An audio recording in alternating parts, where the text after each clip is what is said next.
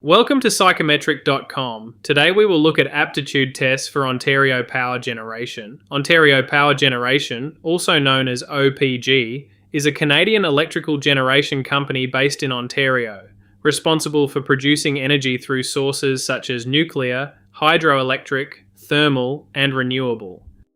They administer aptitude tests in their selection process, because many of their positions are tied to critical operations, maintenance, engineering, safety, and decision-making in technical environments. Therefore, OPG states that some candidates may be invited to take skills or aptitude tests before the interview to verify if their abilities match the job requirements. What do the Ontario Power Generation aptitude tests consist of? Usually these tests include logic and mechanical reasoning tests, but obviously, depending on the position, they may include mechanical, spatial, or verbal reasoning tests. How can we pass these tests for OPG? Obviously, by practicing beforehand with similar tests and learning tips and strategies to perform them more efficiently and with better results. We offer all of this in our course, where you can access online and PDF tests, plus a section with tips and tricks to perform better on the tests. I have left the link to the course in the video description, and now we are going to see a short practice test with about 12 questions, and I hope it helps you. Let's get to it. What weight should appear in the place of the unknown to balance the scale? Here in this exercise, we are asked what weight we must place on the X so that the scale is positioned horizontally, that is, so that it appears like this. For this, we must know the law of the lever, which tells us that force 1 times distance 1 is equal to force 2 times distance 2. The force in this case would be the weight and the distance the number. Also in this case you wouldn't need to know the formula, since anyone who has been on a seesaw knows that if you sit closer to the pivot, you exert less force.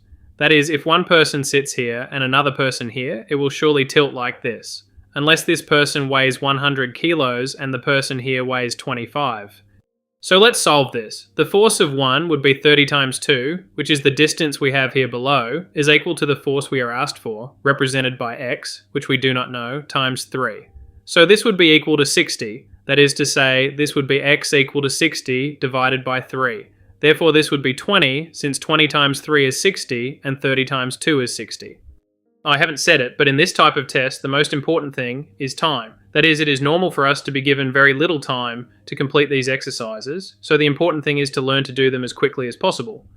Here in this exercise, if we are given 10 minutes, anyone can solve it, but we probably have very little time. So what would be the most optimal way? Well, once you've done many exercises of this type, you do 2 times 30, 60, and you look among the answers for what number multiplied by 3 gives you 60. And that's it. There's no need to include the formula and such. This exercise is very simple, and it's true that the time saved is little, but as we'll see later, there are exercises where it's worth applying certain tricks and working very quickly, which is the most important thing in this type of test. Let's move to exercise 2. Which switch option corresponds to the given sequence? This exercise is very simple. It's a coding exercise, where each switch corresponds to 3 arrows. So here we have 4 switches, and depending on their color, we have to replace them with these arrows, and we have to choose which correct answer option corresponds to this coding. In this case, for example, we see how the yellow switch means 1 arrow down and 2 up. We see that A could be it, B cannot be it, because it gives us down, up, and down, so B is out. C could be it because it has down, up, and D is down, up, and down, so D could not be it either. We are only left with option C and option A. To make it easy, you can separate it like this and clearly see which code corresponds to each line, separated into 3. For example, now we go to red. The next one is up, down, down. Here we have down, down, up. Clearly option A is no longer correct, as the red code is up, down, down, and corresponds to option C. Option A gives us down, down, and up, so option A would be incorrect. The correct answer would be option C. As you can see, they are very simple, but we have to work very fast because time is the fundamental factor. Usually these types of tests can give us 30 or 40 questions in 10 minutes, and it is very complicated to solve them completely. So what makes the difference is trying to answer as many questions as possible.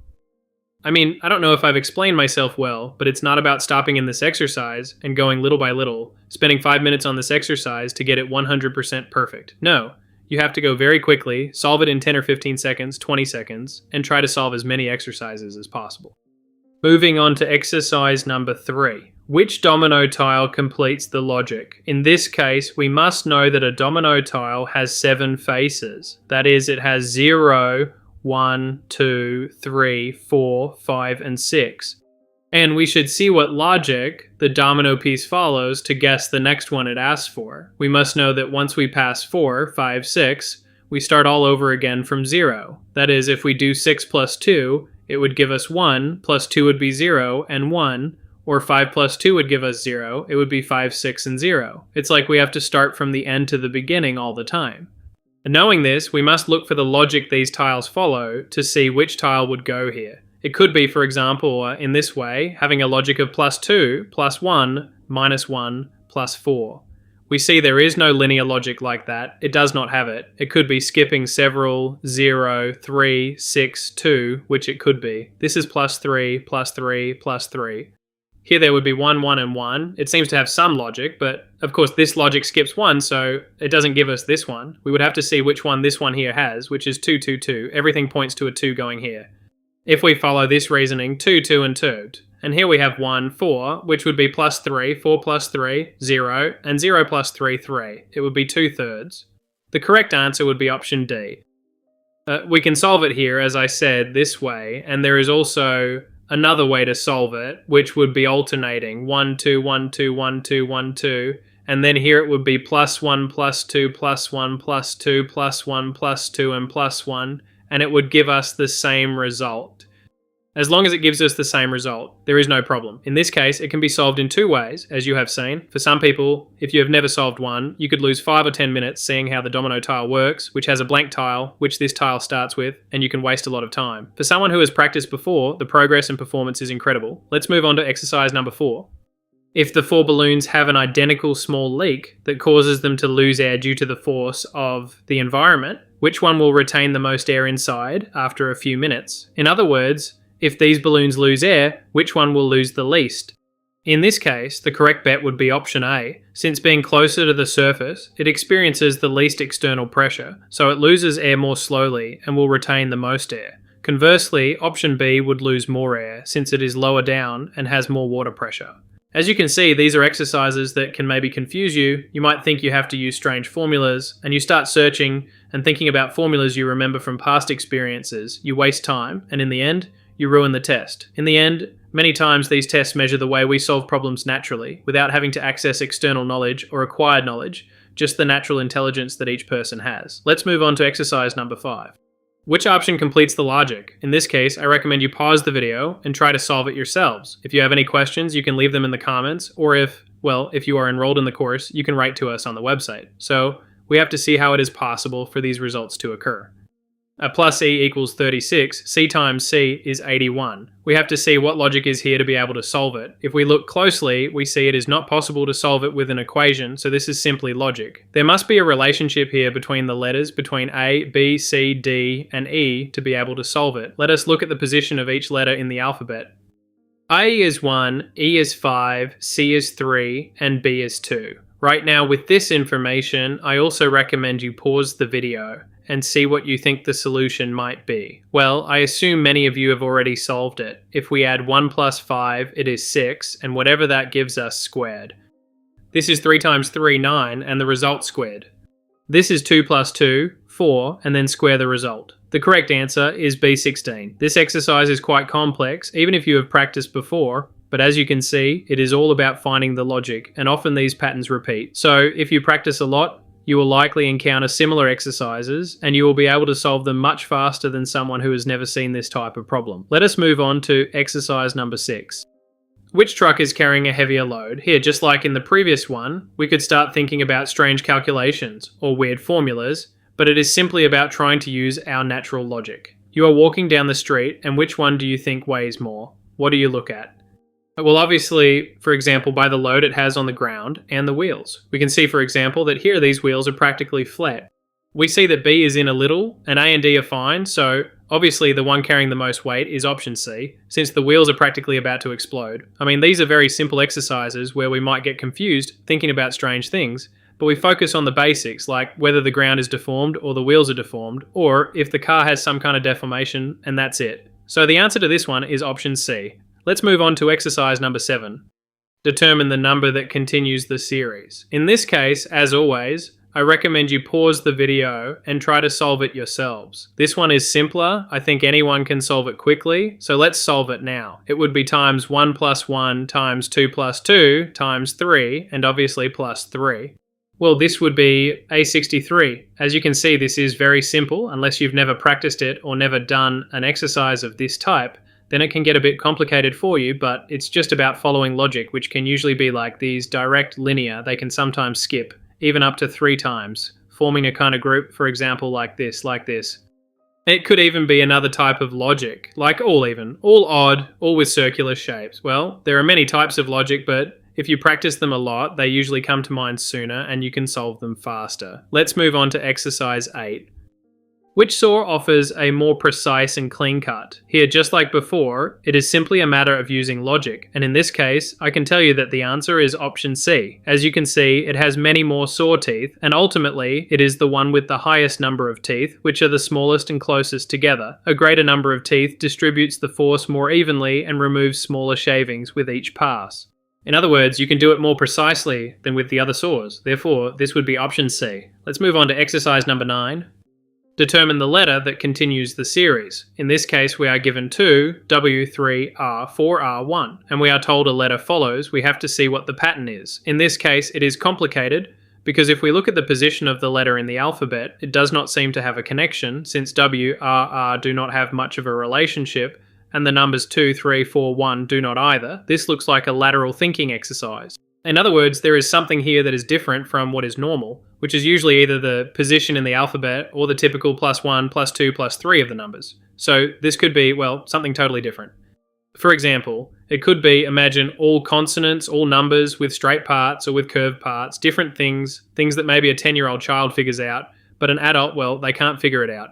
And in this case, I say, I'm telling you, this exercise is complicated. Yes, this one is complicated. The typical ones that usually don't come up in the exam, but, well, I'm mentioning it just in case you get a similar logic, so you are prepared.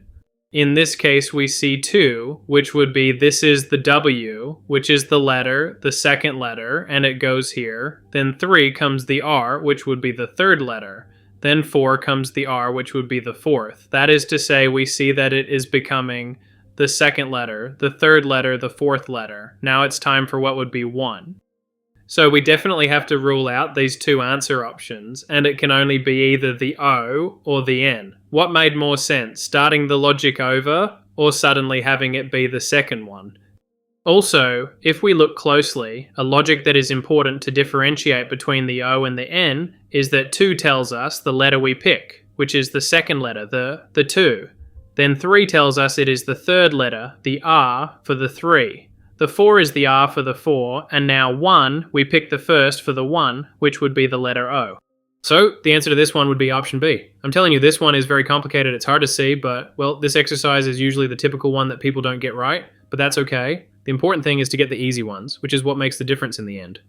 Determine the option that completes the series. We are given a circle is to A another circle, as this square is to another square. We have to see what logic this circle has with this circle and do the same for this square with another square. This one is also very simple, so you can pause the video, but this one is actually quite simple. It is not like the previous one. This exercise must be solved quickly and efficiently no matter what. It is almost normal to get the previous one wrong, but you must get this one right. And we see, if we look, that it is simply the same circle, only it changes grey to white and white to grey. So here you have to do the same. The outer part should be white and the previous grey, just like option A. Therefore, the correct answer would be option A. As you see, this one is much easier than the previous one, and as I said, the important thing here is to work quickly and try to solve it as soon as possible. Let's move on to exercise number 11. Determine the option that completes the series. In this case, it is the same. I encourage you to pause the video and try to leave your correct answer in the comments. And here, a priori, everyone can see it is very simple, that it is D and 4, which all points to it being the position in the alphabet. G7 and A1. The problem here is that knowing this logic helps us because they are actually asking for this one here. We need to know what logic these types of clocks follow, and if you look, we see how the clock shows what would be the time, 4 o'clock, here 7 o'clock. So we have to know what 1 o'clock would be. If we look closely, one has to be something like this, pointing to 1, which would be 12, here 1 o'clock. Therefore the answer would be option A. This exercise, depending on the person, may be simple. Some people might see it very quickly, others may not be able to see it. And here the main problem is that this is indicating the time to you. In the end, it depends a lot on the intelligence we have beforehand. We move on to exercise 12. Which option continues the series? In this case, we are given some black and grey lines that turn into dots, and then we are given black and grey lines again, and we have to see what pattern they follow to guess the dots again. In other words, what happens here with these black and grey lines to get these dots? How do we do it? Well, if we look closely, they are the intersections between the black and grey lines, which are here, here, and here, just as it appears here. So, in this case, we have to do the same. There will be 3 points here, here, and here. If we look closely, which one matches this drawing? A sort of half-open triangle, option B. This one is also quite simple, and these are exercises that we must absolutely solve. And with a little preparation like the one we have in the course, they can be easily solved. So, anyway, we have finished this mock exam. If you want to access more aptitude tests for Ontario Power Generation, you can join our course. There we have tests in PDF and online, as well as tips and tricks that will help you solve these exercises more quickly. I hope I have helped you with this mock exam, and see you in the course. Regards.